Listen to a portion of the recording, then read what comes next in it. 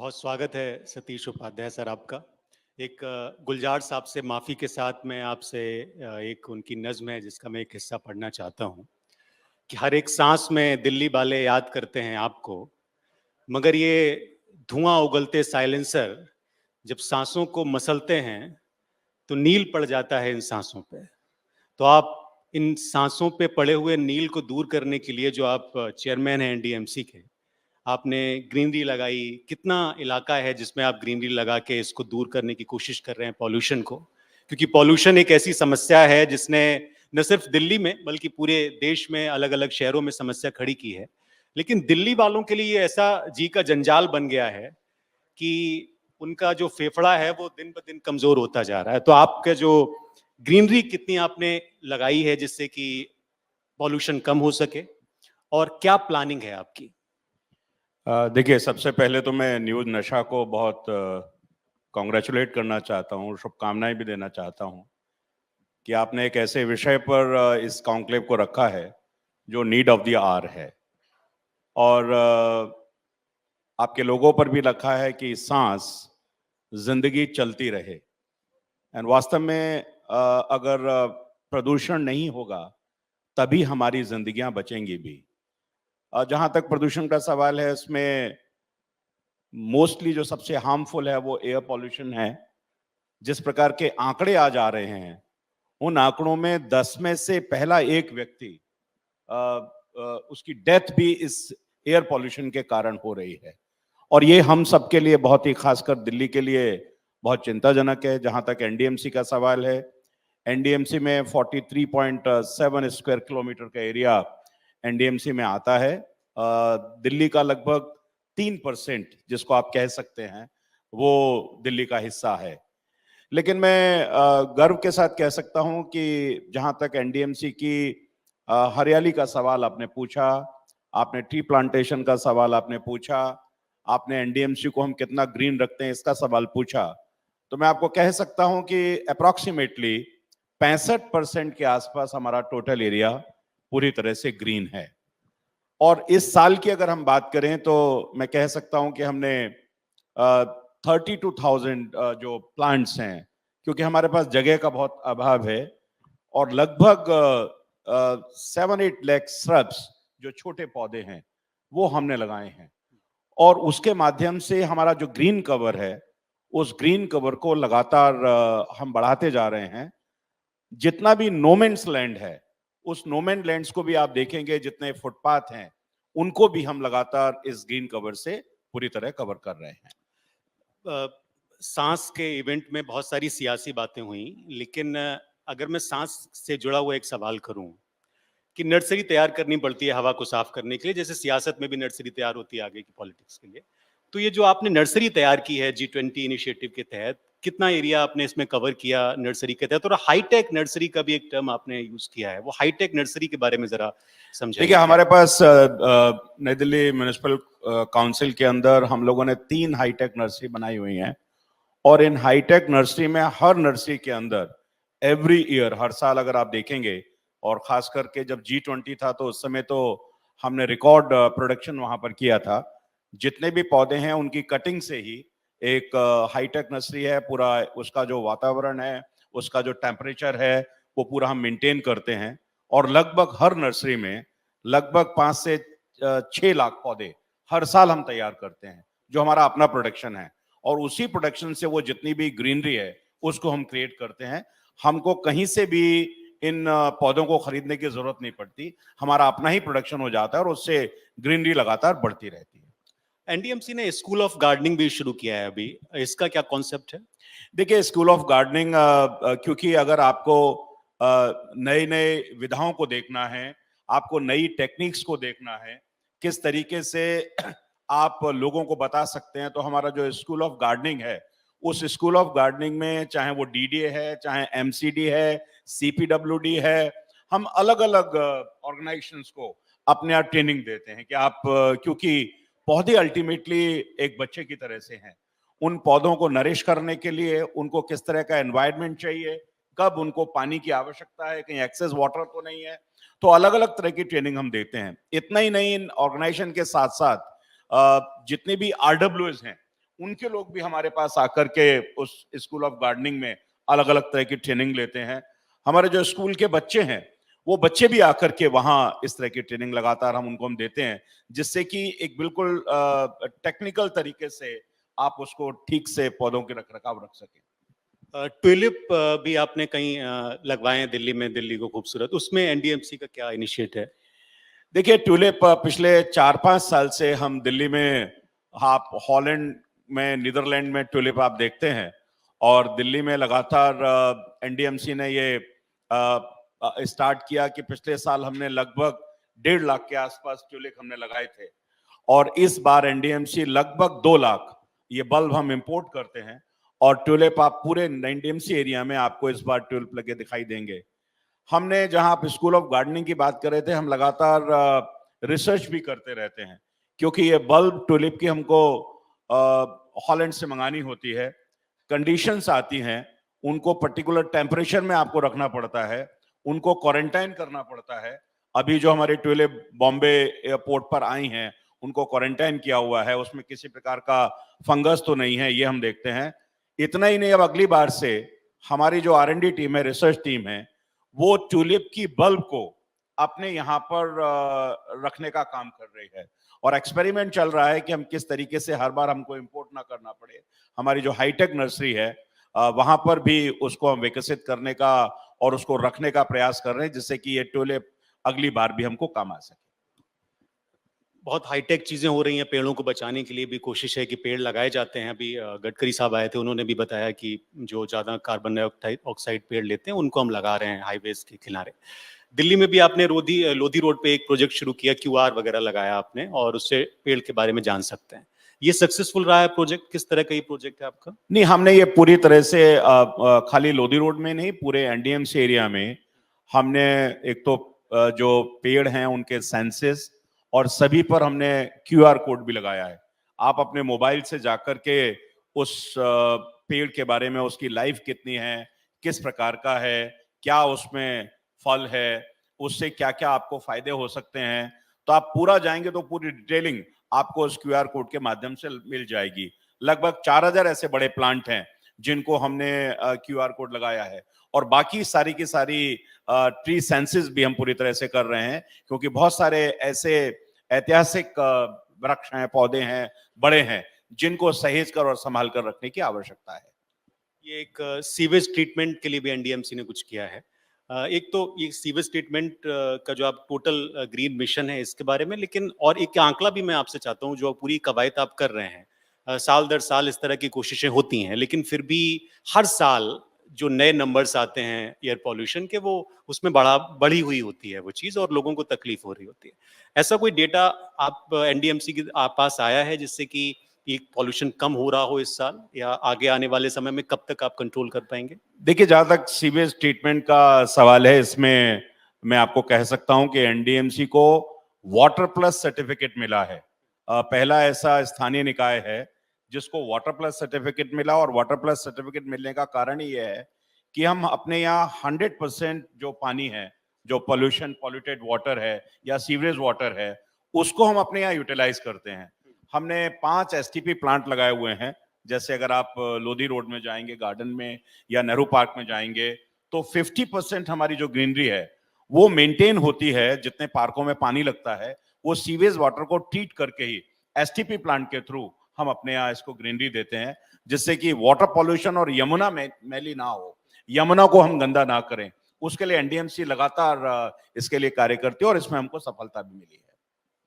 यमुना का आपने जिक्र किया, ये थोड़ा सा इस तरह का सवाल, क्योंकि यमुना को लेकर भी यहाँ दिल्ली सरकार भी कवायद कोशिश करती रही है, और आप एनडीएमसी आप जो बता रहे हैं आपने किया, लेकिन फिर भी यमुना की भी स्थिति इस बार आपको लग रहा है कि बेहतर हुई है थोड़ी पहले की अपेक्षा? नहीं, यमुना तो चूंकि आज जो सरकार दिल्ली में है, दिल्ली का दुर्भाग्य है, जिसके कारण से यमुना इतनी ज्यादा प्रदूषित है, वो एक काले नाले की तरह आपको दिखाई देती है। आप उसमें पानी भी हाथ में नहीं ले सकते हैं।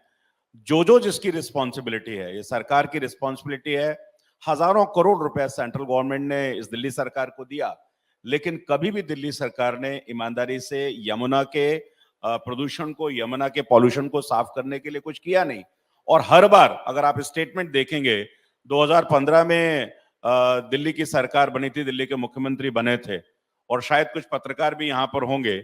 हर बार पत्रकारों को उन्होंने कहा कि हर साल मैं यमुना में जाकर के आपको डुबकी लगवा दूंगा, लेकिन हर बार उनका जो टारगेट है 2015 से 2016, 2016 से 2017, 17 से 18, अब शायद वो 25 की बात कर रहे हैं।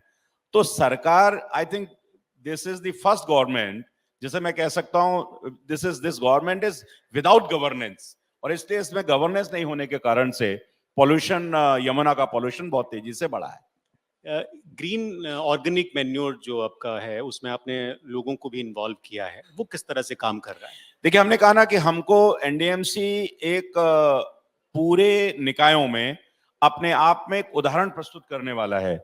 हमारे यहाँ जो ग्रीन वेस्ट है, उस ग्रीन वेस्ट को हम, जो हमारा मैन्योर है, 50% हमको परचेज नहीं करना पड़ता, हम अपने यहाँ ही उसका प्रोडक्शन कर लेते हैं और उस प्रोडक्शन को करके उसका यूटिलाइजेशन, हमारी जो 65% जो ग्रीनरी है उस ग्रीन कवर को बढ़ाने का काम हम अपने ही प्रोडक्शन के माध्यम से करते हैं।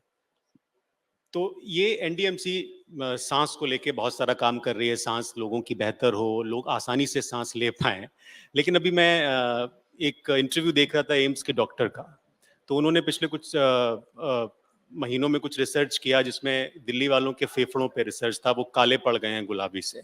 तो आप एनडीएमसी की जो कवायद है वो उन काले पड़ते हुए फेफड़ों को गुलाबी कब तक कर पाएगी? ये थोड़ा सा, ये लोग बैठे हुए इनको देखिए, अंदाजा लग जाए। एनडीएमसी का जहां तक सवाल है, हम बहुत ईमानदारी से काम करते हैं। देश के प्रधानमंत्री माननीय मोदी जी का जो मिशन है इस वातावरण को स्वच्छ करने का, उसके लिए हमने 65% जो ग्रीन कवर है हमारा, वो लगातार हम बढ़ा रहे हैं, उस ग्रीन कवर को भी बढ़ा रहे हैं। हम अपने यहाँ वाटर प्लस सर्टिफिकेट, जितना भी वाटर पॉल्यूशन है उसको हम दूर कर रहे हैं। दूसरा, शहर के अंदर सीएनडी वेस्ट आता है, तो सीएनडी वेस्ट के लिए भी हमने एक साइंटिफिक सॉल्यूशन एनडीएमसी ने निकाला हुआ है, और वो सीएनडी वेस्ट के लिए भी हमने अपने अलग अलग लोकेशंस पर कंटेनर्स रखे हुए हैं। कोई भी कॉमन मैन जाकर उस सीएनडी वेस्ट को वहां फ्री ऑफ कॉस्ट कर सकता है, उसका हम प्रयोग कर लेते हैं। 10 पार्टिकल जो हैं वो उसको कम करने का प्रयास करते हैं। इतना ही नहीं, हमारी डोर सर्विसेज भी हैं। अगर आप मकान नया बनाते हैं, डेमोलिशन होता है, तो एनडीएमसी उस पूरे सीएनडी वेस्ट को वहां से ले सकती है। हमने लगभग 25 लाख रुपए की इनकम हमारी इन चालान के माध्यम से हुई है, और इसलिए हम ये चाहते हैं कि एनडीएमसी में आप जब भी जाएंगे तो आपको हमेशा ग्रीनरी ज्यादा दिखाई देगी, और उस ग्रीन कवर को हम लगातार बढ़ाने का, जो भी नो मैन्स लैंड है उसको और ग्रीन करने का प्रयास हम कर रहे हैं। ये एंटी स्मोक गन भी है जिसको लाया गया था पॉल्यूशन के लिए, काम करती है? कितनी है आपके पास? एनडीएमसी में एंटी स्मोक गन जो बहुत हाई पावर है, वो ऑलरेडी एक काम कर रही है, और 8 एंटी स्मोक गन इस महीने हमारे यहाँ और डिलीवरी आने वाली है, जिसमें और ज्यादा इफेक्टिव तरीके से उसका काम करेंगे। और ये वाटर टैंकर से जो आप पानी का छिड़काव कराते हैं, वो भी हमारे लगभग, लोगों की शिकायत होती है कि उससे बहुत असर नहीं पड़ता। कितना आप, थोड़ा आपको संख्या बढ़ानी चाहिए, अभी कितनी है आपके पास? हमारे पास लगभग अभी 18 टैंकर, हम ये कह सकते हैं कि जो वाटर पानी का जो छिड़काव करते हैं जिससे कि डस्ट पार्टिकल सेटल हो जाएं, उसके लिए लगातार ये टैंकर काम कर रहे हैं, और साइंटिफिक तरीके से उसकी मॉनिटरिंग भी हम करते हैं।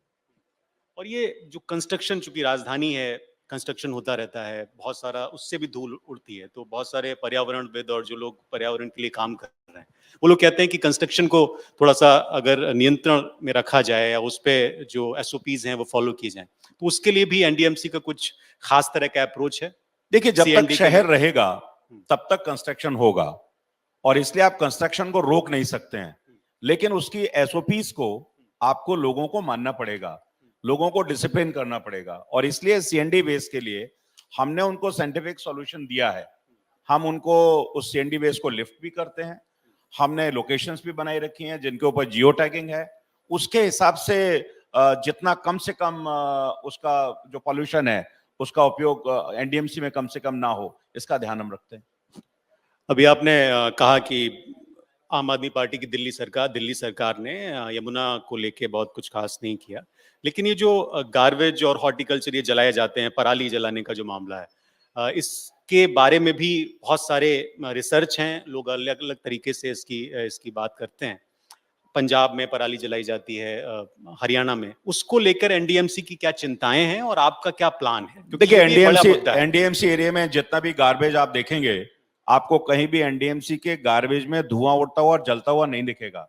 उसका कारण है कि हम साइंटिफिक तरीके से काम करते हैं, हमारी मॉनिटरिंग टीम्स भी हैं, हमारे लोग भी हैं जो लगातार उनको देखते हैं, और जो भी ऐसा करता है उसको जो भी अनुशासनात्मक कार्रवाई है वो भी करते हैं और चालान भी होते हैं। इसलिए हमारे यहाँ गार्बेज जलने का कोई भी घटनाएं आपको कम से कम एनडीएमसी एरिया में एक भी नहीं मिलेगी। अब मुझे खत्म करना है, एक छोटा सा सवाल आखिरी में। एक तो ये कि ये ई बाइसिकलिंग का एक प्रोजेक्ट था और ये मैं बहुत सुनता रहा हूँ, गडकरी साहब भी बता रहे थे कि बहुत सारे इलेक्ट्रॉनिक वाहनों का, क्या अभी आने वाले समय में एनडीएमसी के पास कुछ इस तरह की स्कीम है या योजना है, कार्य योजना है जो नीदरलैंड की तरह दिल्ली को कर दे, जहां पर लोग, यूरोप में जैसे बहुत सारे मुल्क हैं, ई बाइसिकलिंग आसान हो जाए और पब्लिक ट्रांसपोर्ट बढ़े?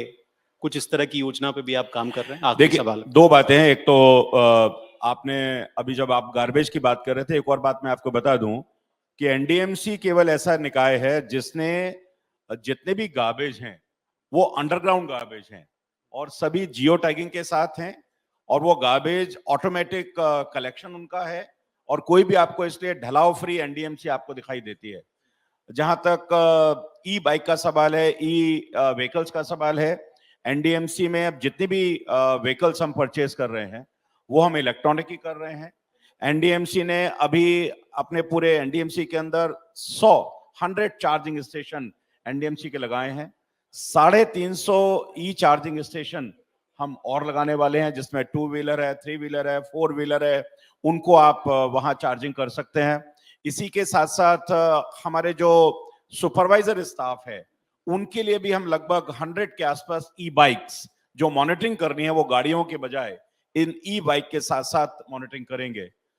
और चूंकि आपने कहा ये अंतिम सवाल है, एक और आपको बता दूं कि हम एनडीएमसी की हर एक्टिविटी को अपने कंट्रोल एंड कमांड सेंटर से मॉनिटर करते हैं। हमारे कंट्रोल एंड कमांड सेंटर में कितना एयर पॉल्यूशन है उसको भी हम देखते हैं, वेहिकुलर ट्रैफिक कितना है उसको भी हम देखते हैं, गार्बेज हमारे कितने गार्बेज लिफ्ट हो गए हैं उनको हम देखते हैं, टैक्स कलेक्शन है उसको भी हम देखते हैं, पार्किंग मैनेजमेंट को भी हम देखते हैं, रोड के मैनेजमेंट को भी देखते हैं।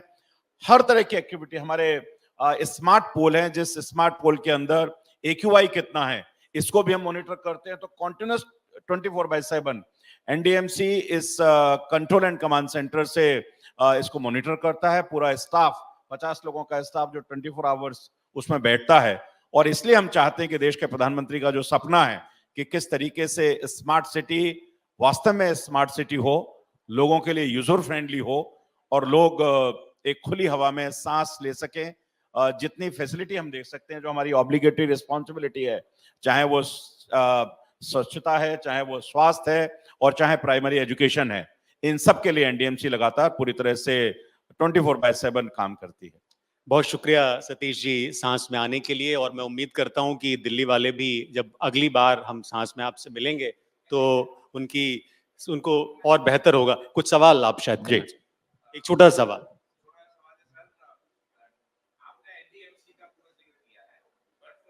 आपने दिल्ली को लिया नहीं, और बाकी जहां जितनी ज्यादा प्रॉब्लम है, साउथ दिल्ली के अंदर भी देख लीजिए, ईस्ट दिल्ली के अंदर भी पॉल्यूशन का इतना प्रॉब्लम है, गार्बेज का कितना प्रॉब्लम है, पूरा दिल्ली गंदा हो रहा है। एमसीडी में आ गई आम आदमी पार्टी, अभी कुछ दिन हुए हैं, बट उसके पहले 15 साल बीजेपी रही है। अभी जो है सबसे जो COP 28 के अंदर उन्होंने जो बताया है कि सबसे important aspect of the pollution is PM 2.5, जो मतलब व्हीकुलर पोल्यूशन से होता है, और जो कार्बन निकल रहा है उत्सर्जन है उसको कम करने का। तो मैं ये जानना चाहता हूँ, दिल्ली के अंदर व्हीकल जो है सबसे बड़ा प्रॉब्लम व्हीकल है, और D1 को बीजेपी वाले कभी सपोर्ट नहीं करते, पता नहीं क्यों, जबकि 50% कम हो जाता है PM 2.5।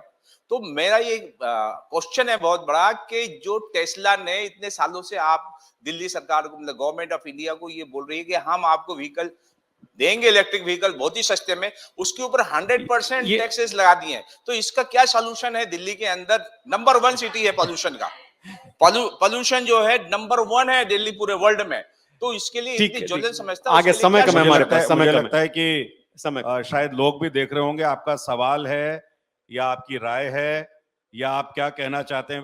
पहली चीज, आपका सवाल, मैं रिप्रेजेंट कर रहा हूं एनडीएमसी को, और दिल्ली सरकार का सवाल आप जो दिल्ली के मुख्यमंत्री हैं, जिन्होंने कहा कि दिल्ली को सिंगापुर बनाएंगे, दिल्ली को लंदन बनाएंगे, दिल्ली की हालत क्या है, बेहतर होगा वो सवाल आप उनसे पूछें।